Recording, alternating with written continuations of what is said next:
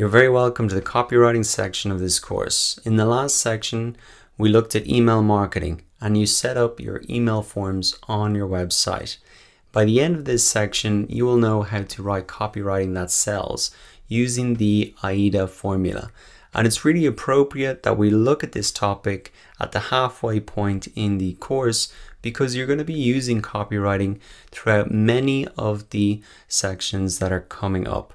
Also, before you start to drive traffic to your website from these search engines, YouTube, Facebook, etc., you really want to make sure that you understand how to take those readers, suspicious readers, and turn them into trusting, eager to buy customers in the blink of an eye. That is really what sales copy can do. And if you don't know how to write sales copy, then you can be really wasting a lot of your effort driving traffic over only to see them not convert. That's why it's important to really use this AIDA formula.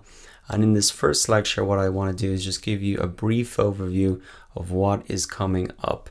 We're going to start with really understanding what copywriting is and why it's so important.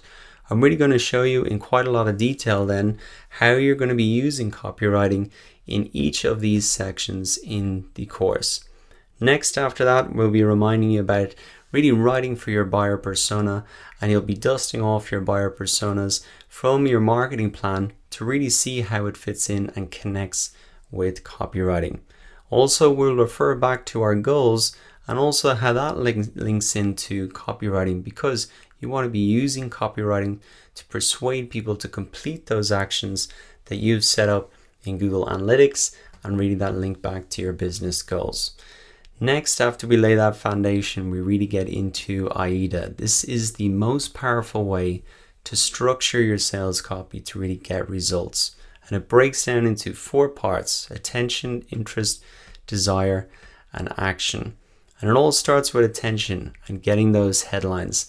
And you learn that really those headlines are where 80% of your efforts should go, because that delivers 80% of the results. Really, this graph will show you here that all of the attention is at the top, and that's where you should really be focusing your attention. And I'm going to give you 11 tips for writing magnetic headlines. I'm going to get into a lot of detail, tools even to help you write headlines, and lots of great resources where you can really model the best in the business. So after those 11 tips to write the headlines, we move on to interest. Once you've got their attention, you need to turn that into interest by really connecting with their problem.